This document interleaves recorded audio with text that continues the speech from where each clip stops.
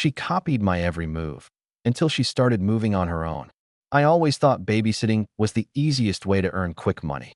A few hours of watching cartoons, maybe a game or two, and then putting the kid to bed. After that, the night was usually mine. Quiet time, scrolling on my phone, maybe a snack right in the fridge. That's what I expected when I agreed to babysit the Wilkins daughter, Emma, on a rainy Saturday night. Her parents had looked frantic when they left, rushing to some late-night emergency dinner with old friends. I promised them I'd keep Emma safe and happy. I didn't think it would be any trouble. She was 5, shy, polite, with those big solemn eyes that made her seem older. She clutched a stuffed rabbit when I arrived.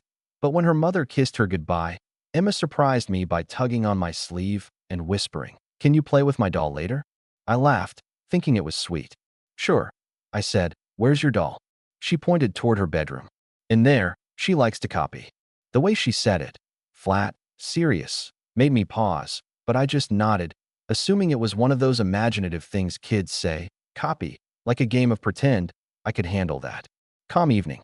The first hour was uneventful.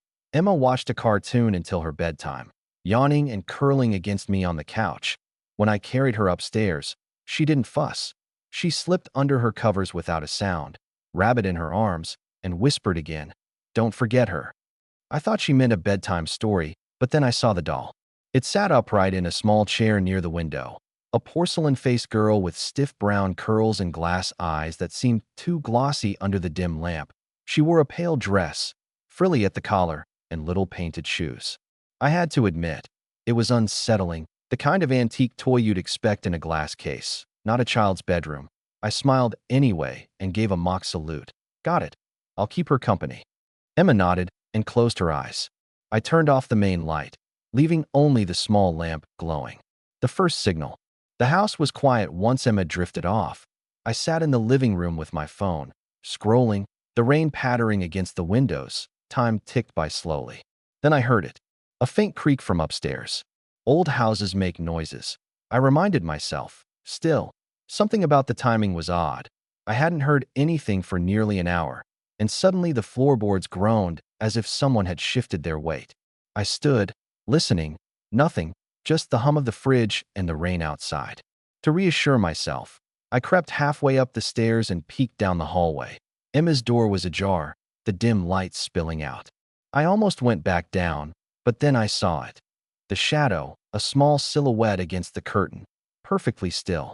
I told myself it was just the doll on her chair, but it felt like it had moved slightly forward. Suspicion builds. I stepped inside Emma's room. She was still asleep, her little breath steady, rabbit clutched tight. The doll sat in its chair, hands resting on its lap, head tilted ever so slightly to the left. I frowned. Hadn't it been straight earlier? I knelt, inspecting it. Porcelain face, painted lashes, tiny cracks at the corner of its mouth that looked almost like a smile. Nothing unusual. But when I straightened, I realized my own reflection in the window was mimicked almost perfectly by the doll's posture. I had leaned slightly left while studying it, and its head, it mirrored mine. A coincidence, it had to be. I exhaled, switched off the lamp, and stepped out, closing the door halfway. The lights flicker. Back downstairs, I made tea in the kitchen to calm my nerves. The kettle hissed, steam rising, when the ceiling light above me flickered twice and went dark. I cursed under my breath. The whole room plunged into shadows. Only the glow of the stovetop clock remained. Then, upstairs, a faint tap-tap-tap, like porcelain fingers drumming against wood. I froze, kettle in hand. The taps stopped as suddenly as they started. The lights buzzed and flickered back on. I didn't want to go up there. Every sensible part of me screamed to stay put, to wait it out. But babysitting comes with responsibility. I had to make sure Emma was okay. The mimicry. When I pushed her door open again, I nearly stumbled. The doll wasn't on the chair. It was standing, upright, on the floor beside Emma's bed. I blinked hard. Maybe she had moved it before sleeping? Maybe I just hadn't noticed? But then I realized the angle. Its head tilted exactly like mine as I leaned around the doorframe. My throat went dry. I slowly lifted my right hand, fingers trembling. The doll's porcelain fingers rose too, but a second too late. A delayed mirror. I dropped my hand. It dropped its hand. I whispered, "What the hell?" My whisper was followed, after a beat, by the faintest crackling sound of the doll's jaw shifting. Its mouth didn't open, but I swore I heard a breathless echo.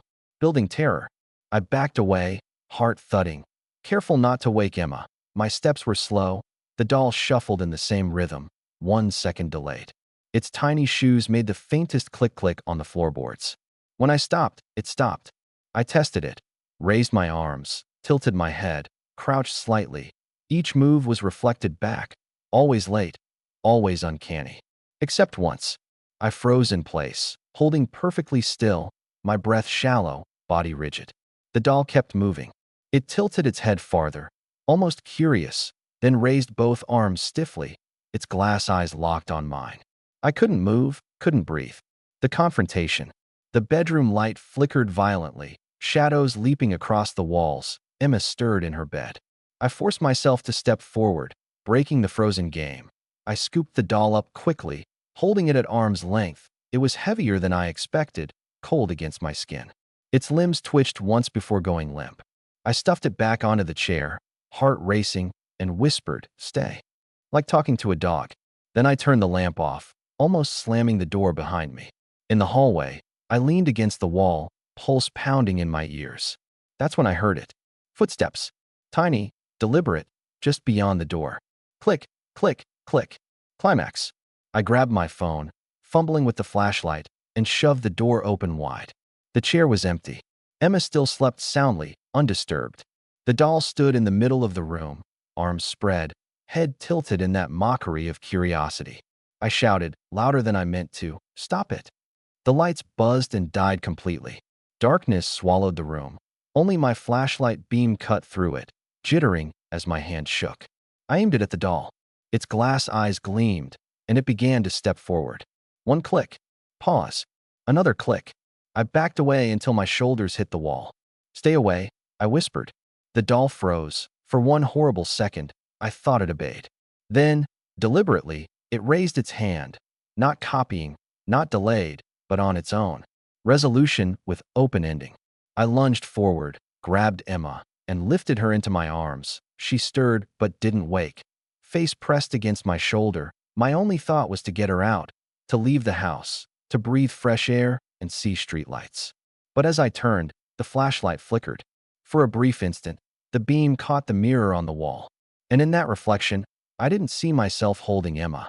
I saw the doll, its porcelain arms clutching her, its cracked smile wide, its glass eyes staring at me. The light sputtered out. The last thing I heard before the house fell into silence was the faint creak of the doll's joints continuing to move in the dark. My flashlight showed people who weren't there, until one waved back. I should have kept walking with the group. That's the thought that has repeated in my head ever since that night, echoing louder than the crunch of gravel beneath my boots, louder than the faint hum of the wind that threaded its way through the trees. We had planned this hike for weeks, a late evening climb to the overlook, a quick rest under the stars, then back down before midnight. It sounded simple, ordinary, but ordinary things often become the stage for the strangest turns. We started together, 5 of us, our voices and laughter weaving in and out of the pines like thin ribbons of warmth. I lagged behind because I stopped to tighten my boot laces and adjust my pack. When I straightened again, their lights bobbed ahead like tiny stars caught between branches. "Wait up," I called, but my voice seemed to vanish into the dark.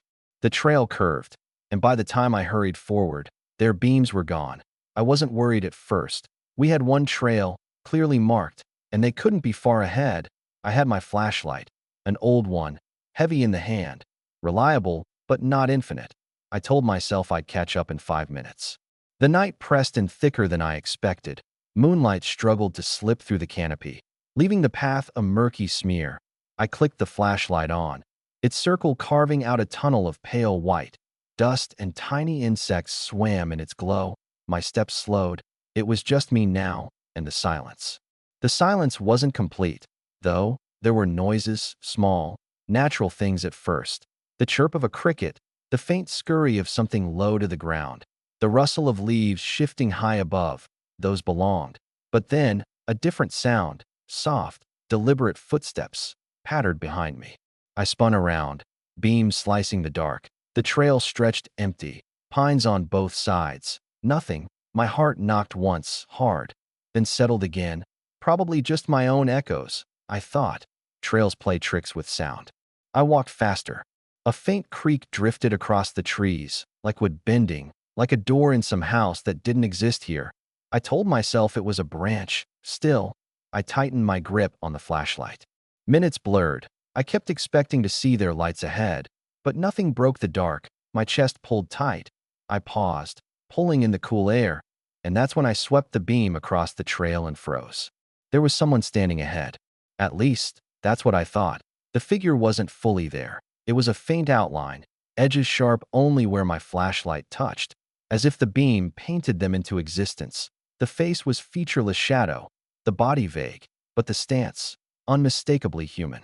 I gasped, and the figure vanished the moment I tilted the flashlight away. Only empty trail again. My throat dried. I whispered my friends' names. Testing. No answer. Only the whisper of wind against needles. I forced myself forward. Don't be stupid, I muttered. You're imagining shapes. But I wasn't. Each time I swept the flashlight sideways, more appeared. A shape between two trunks, a hunched silhouette leaning against a boulder. Another further up the slope. They never moved. Not until the light left them. Then they were gone. I realized, with a cold drop in my stomach, that I could only see them when the flashlight revealed them. Without it, the forest seemed empty. I tried an experiment. Clicked the flashlight off. Darkness swallowed me whole. My ears rang in the sudden absence. I could feel them then, even without seeing. A weight pressing from unseen directions. My hand trembled as I switched the light back on. 3 figures now. Closer. I stumbled backward, muttering, "No, no, no," until my heel struck a root.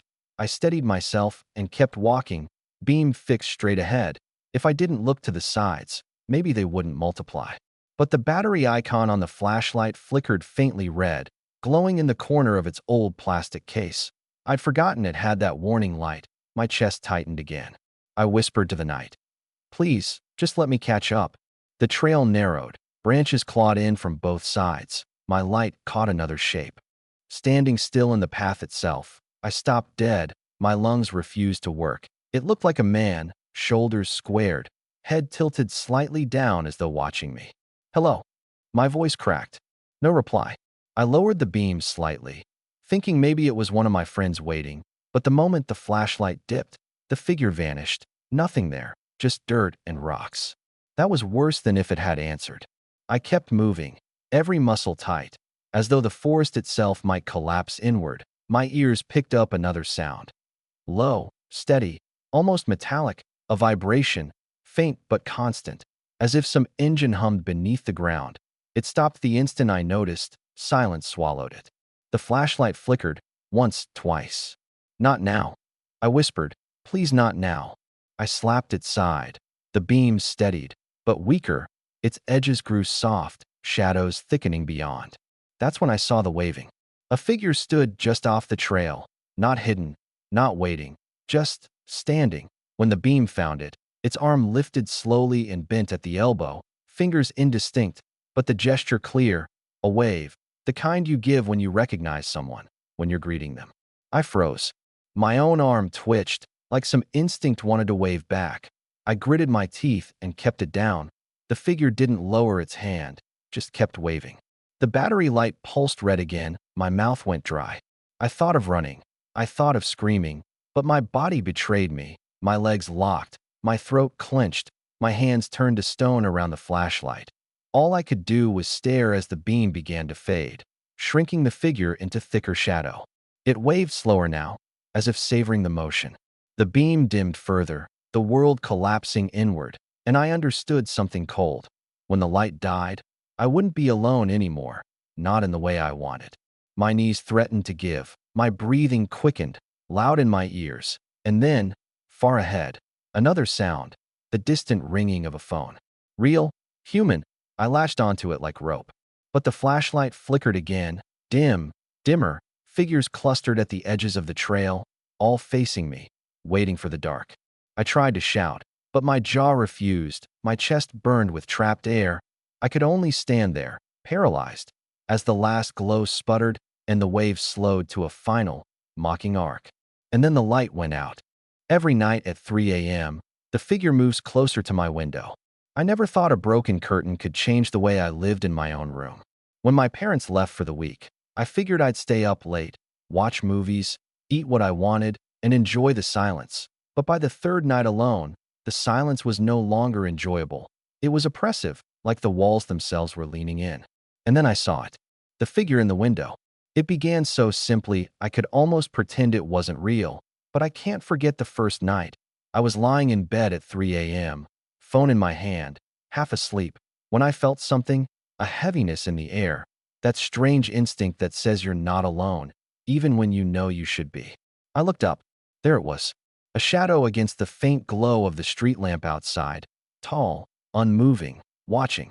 My first thought was a tree, a branch, anything ordinary, but I knew the yard. No tree grew close enough. No branch angled that way. This was something else. I blinked, rubbed my eyes, stared harder. My phone slid from my hand and landed softly on the mattress. The shadow remained. The clock on my nightstand read 3:04. I stared at the glowing digits, almost daring them to change, to break the spell. But when 3:05 blinked into existence, the figure was still there. A creak split the silence. From the hallway, I sat up fast. My parents weren't home. The doors were locked. I had checked them. Twice, my throat went dry, breath caught in my chest. The sound faded. The house settled back into silence. I looked at the window again, flashlight ready in my trembling hand. I flicked it on, blasting white across the glass. Empty. No figure, no shadow, just my own reflection staring back at me, pale and wide-eyed. I laughed, too loudly, forced, shaky. Relief washed through me. Though it didn't stick, I told myself it was the light, a trick of fatigue, a smear of reflection, nothing. And then I lay down, closed my eyes. But 5 minutes later, when I looked again, the shadow had returned. That was the beginning. The second night, it happened again. Same time, same window, same stillness. By the third night, I was waiting for it, sitting up in bed, blanket wrapped tight around my shoulders, phone screen dimmed, watching. And at 3 o'clock sharp, the figure appeared. I studied it longer this time. Its shoulders, its head, tilted slightly, as if curious. I leaned forward. It didn't move. I shifted back. It remained. I tried covering my eyes with my blanket, only to peek seconds later, still there. Every night, the same. At 3 in the morning, the figure arrived. I tried to distract myself. I watched shows until dawn, but found myself glancing at the window anyway. I played music too loudly, hoping the noise would block it out, but my eyes drifted back to the glass. I couldn't look away. The curtain rod I had broken mocked me. I tried to tape the fabric up, but the weight dragged it down again. Pushpins popped out of the plaster, leaving holes. Blankets wouldn't stay. Every attempt ended the same. The window bare, the night exposed. So I watched. By the fifth night, I was no longer afraid in the usual sense. Fear had turned into obsession. I wanted to understand. I wanted proof. I did something reckless. I raised my hand and waved. The figure didn't move. Shame washed through me, hot and sharp. I was waving at nothing, or worse, waving at something that didn't care. And then the tapping started. Tap, tap, tap. On the glass, from inside. I jerked back, blanket clutched at my chest. My pulse pounded so hard I thought my ribs might split. The tapping stopped. The shadow remained, head tilted. I didn't sleep that night. Daytime brought no comfort. I slept in fragments, restless, always waking to sunlight streaming through the exposed window. I avoided looking at the glass, but I couldn't shake the thought. Was it watching me in daylight, too? I searched online for explanations, pareidolia, tricks of light, fatigue. I told myself it was possible, that my tired brain was conjuring patterns out of streetlight and dark, but deep down, I knew. Shadows flickered, reflections shifted, but this figure stayed. By the seventh night, I was unraveling. I didn't talk to friends. I ignored texts. I lived for the moment the clock turned 3 and the figure returned. It became ritual. At 2:59, I sat on the edge of my bed, phone in hand, heart in my throat.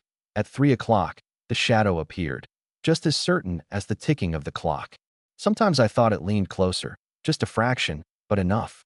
The silence in the house grew unbearable. Every noise became sinister. The low hum of the refrigerator, the faint ringing of the pipes, the echo of my own footsteps. On the ninth night, my phone vibrated suddenly at 3:02. The screen was blank, no calls, no messages, just the buzz, loud and jarring. I looked up, the figure was closer to the glass. By the 10th night, I decided to confront it. I couldn't live in limbo anymore. I couldn't just wait. At 2:59, I sat ready, flashlight app glowing on my phone, hand gripping the window latch. 3 o'clock, the shadow appeared. My breath hitched, my chest tightened, but I forced myself forward. I threw the latch, yanked the window open, shoved the phone's light out into the night. Empty yard, grass, fence, street lamp glow, nothing. And yet the shadow remained. Not outside anymore. Inside, in the corner of my room. I dropped my phone, the flashlight spun wildly, beams skittering across walls, ceiling, floor. No matter where it landed, the shadow stayed whole. Shoulders squared, head tilted, dark against my walls. One heavy step, footsteps, deliberate, slow. I froze, couldn't scream, couldn't breathe, couldn't move. It kept coming, closer, until, that's where I stopped. Because I'm still here. I haven't moved. And it hasn't either. It stands in the corner of my room, patient, waiting. I can feel its eyes on me, though it has no face. I don't know if it's waiting for me to move, or if I've already moved into its world without realizing it. I only know one thing. When the clock turns 3 tomorrow night, it will be here again. And maybe this time, it won't just watch.